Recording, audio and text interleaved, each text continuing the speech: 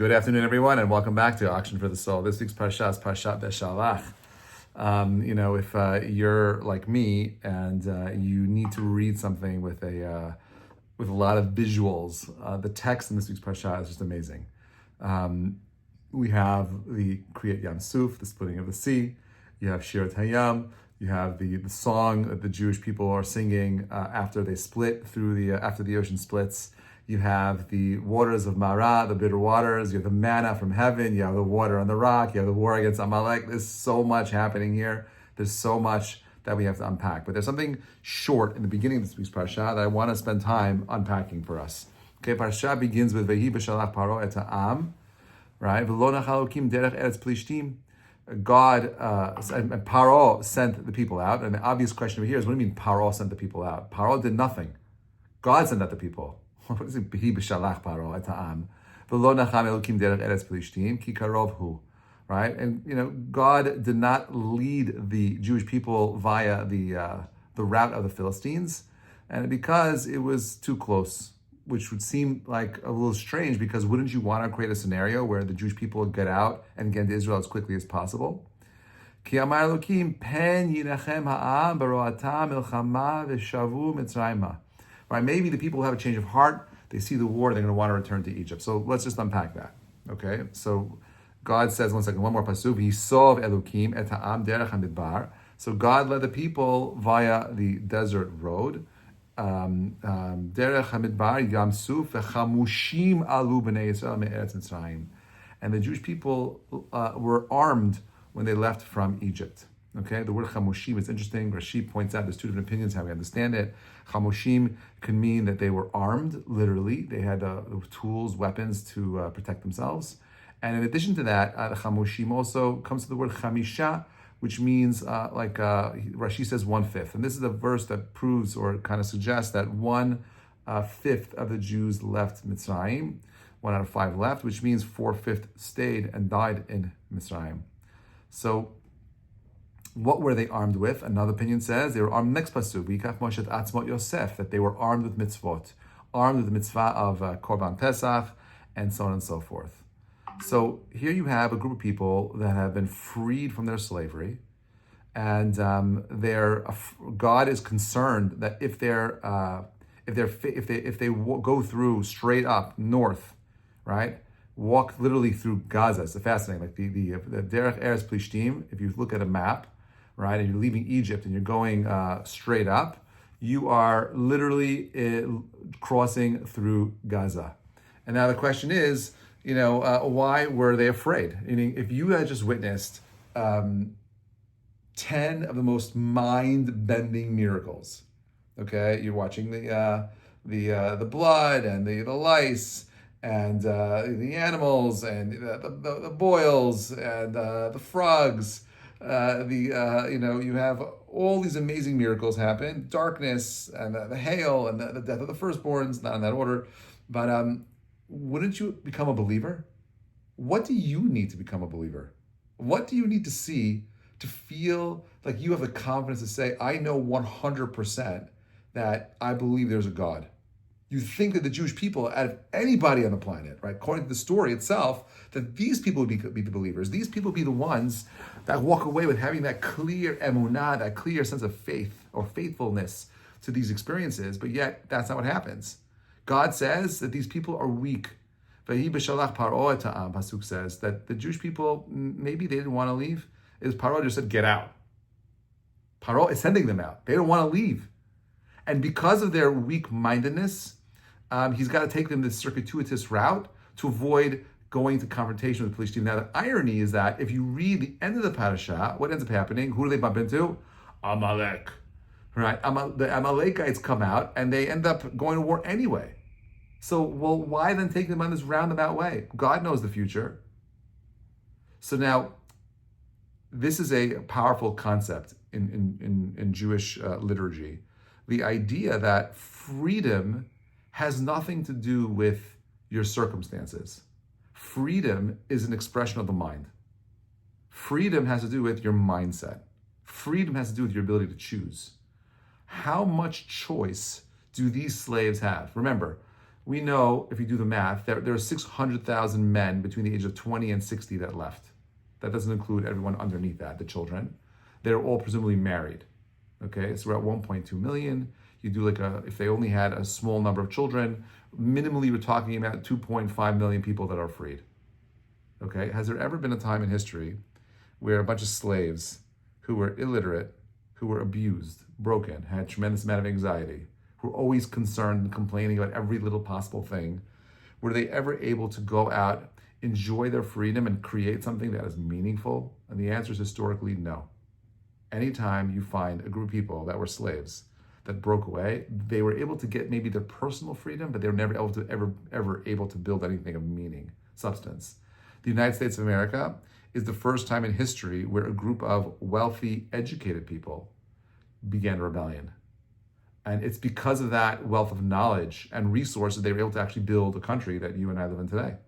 Regardless, though, the Jewish people, God recognizes, are not truly free because they still have what we call a slave mindset. A slave mindset means that you don't believe you could really grow. A slave mindset means that you don't know how to be faithful to your truths. So what does it mean to be faithful to your truths? Okay? The nature of truth is that it is short-lived. You and I, all of you that are here today on this Zoom call, first of all, I want to apologize to those of you that have been trying to get on the last couple of weeks. There was a issue with the password. I finally figured it out literally a minute before this class started, which is why I was running a little late. But, we're having this conversation right now. And there's no doubt about us being here. Maybe you're virtual, maybe you're not real, maybe you're AI, artificial intelligence, but there's no question that we're having a conversation right now. And if we were in the same room, we'd all agree that we're all here together. Very hard to deny that. Maybe you could argue that we're dreaming. Maybe you could say that this is some kind of hallucination. But the bottom line is, people in the same room, very hard to deny that. So there's no faith necessary when we're sitting in the room together, because we would say that that's a moment of truth. We're here together, we're having the conversation. But what happens when we walk away from this moment in time? When you and I walk away from this moment in time, we no longer live in the realm of truth, we live in the realm of faith. I'm faithful that that moment happened. The nature of truth is that it is something that takes place in the present and not in the past. It takes place it's only something that can experience through visualization, through the eyes, and not through the ears. Whereas faith is something that always takes place in the past, never in the present. It's something that is always heard and never seen. That is the Kabbalistic definition of faith and truth. So here the Jewish people have left Egypt. They have had these amazing miracles happen for them, but yet they're unable to be faithful to their truths. I'll give you another example of this. Ready? Husband and wife. B'ezrat Hashem, those of you that are married, I hope you're in love with the person you're married to. If you're not married, I can't wait for you to find that special person with a twinkle in your eye and you make that commitment. Now, most people mistakenly believe that the reason why they're getting married is because they're in love, right? That's the furthest thing from the truth.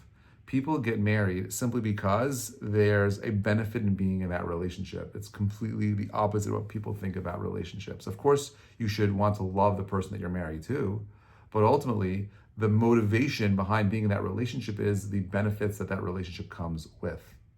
Now, when two people are standing under the chuppah, okay, and they're ready to make that commitment to one another, what is that commitment predicated on? It's predicated on something called emunah. Faith. I have the faith. I'm being faithful to the fact that this person I'm going to marry is going to be someone who is able to build a life with me, who's going to be true to the core values that we have, someone who's going to allow me to experience all the things and all the wonders that marriage has. But if I didn't have that emunah, being faithful to the relationship, I could never ever be in any relationship. So many people are so stuck because they don't know how to let go. They don't know how to trust. The same is true of the Jewish people over here.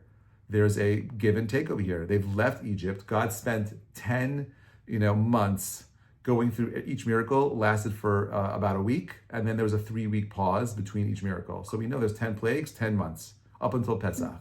And then you have the ultimate expression of seeing Kriyat Yam Suf. Now, Kriyat Yam Suf Everyone says, the Pasuk says in Shirat Hayam, Ze Keli Va'anveu. They literally were able to point out and say, that is God, and I could worship him. Imagine having that kind of clarity. No doubt, no uncertainty, not sure whether or not you saw the miracle, not sure if that was nature, not sure if that was some kind of accident, some cosmic event that happened because of the planets were aligned. None of that happened. At Kriyat Yam Suf, the lowest maidservant, that means that she had the lowest intellectual capacity to perceive and understand a divine being, had a greater nevuah than Yechezkel, greater than the greatest visions ever perceived by man. That's how amazing the story is. There's no question about their clarity, but yet still complaining about bitter waters, yet still uncertain about whether or not God would protect them, screaming and crying, it would have been better if we stayed and gone back to Egypt. What does it truly mean to be free?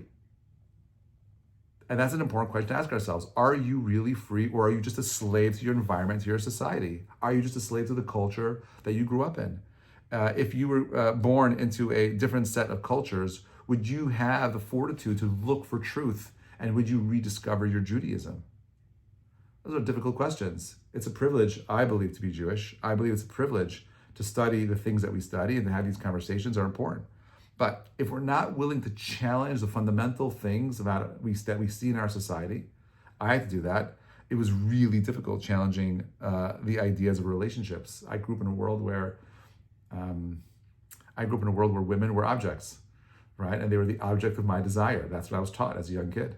Every billboard, of a woman being in Times Square was an expression of how femininity was all about objectifying women, and that was a huge mistake. And it was sad and it was wrong. But it took me some time thinking more deeply about the world that I want to live in versus the world that I was born into. And I was able to question that. Just like we read the Parashat. The whole purpose of the Parashat is to what? To question. What is the mitzvah in the month of Nisan? The ultimate mitzvah is the Seder, right? We don't have the Korban Pesach today, but we have the Seder. What is the mitzvah of the Seder? Mitzvah of the Seder is to ask questions. V'gata lebincha. Ask the questions. Don't be afraid to question everything. You cannot be free if you're unable to question. My favorite quote is, the quality of your life is an expression of the quality of the questions that you're going to ask. And therefore, the more deeply you can question, the more deeply your life will be, the more meaningful your life will be. So here you have the Jewish people, they're stuck. They're chamushim, which means 1/5 left, which also means that a majority of the Jewish people were still enslaved. They couldn't leave. According to Midrash, we know that Makat Choshech, the plague of darkness, was a time where the Jewish people that did not leave died. They all died out. And that's a tremendous number. It's a huge number. 4/5 stayed behind. It's actually a machloket about whether or not, when Mashiach comes, will all the Jews be free? Or is it the same thing? The actions of the father are assigned to the children in the same way that only 1 out of 5 left during the times of Egypt. Will the same thing happen during Messianic times? Machloket, 2 opinions. Some say that everyone will go out because they have something called the schut of the Torah itself. The world changed after the Torah was given. And others say, no, same thing will happen again. People will have to choose. How many of you listening to this know of awesome, amazing Jews, good people, but unfortunately are not in a place where they could have a meaningful conversation about their belief? And if we're not pushing and not asking deep questions about our beliefs, how are we different than the Jews that left Egypt? Are you truly free? I think Beshalach is an opportunity for you to kind of like Vayi Beshalach Paro, period. How do we get rid of Paro, right? Sometimes you can't go the straight path. You have to go on an interesting path. You have to go on a circuitous route to get to our truths. But there's a challenge here. Are you going to be the individuals that return back to Egypt? Do you want to be the ones that go back to the Metzer Yam, living in a sea of constriction? Metzer Yam, Mitzrayim, right? That's up to you. But God says, know what? I have a different plan for you.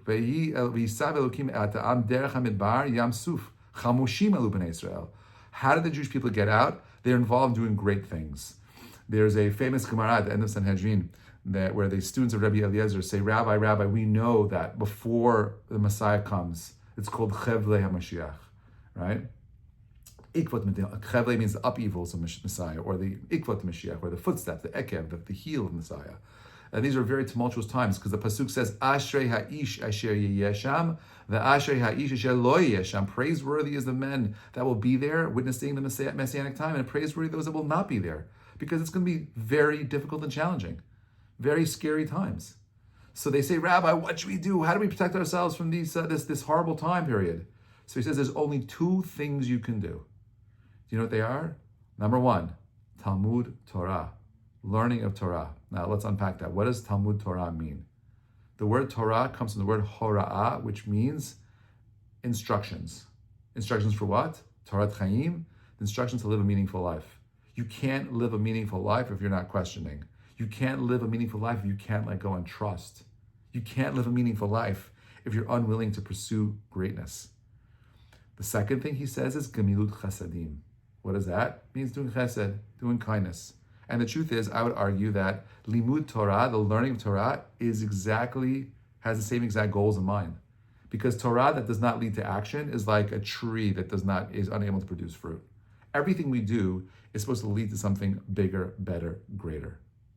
Right? Perashat Beshalah is a story about how you can take the slave out of slavery, but it's very difficult to take the slavery mindset out of the slave.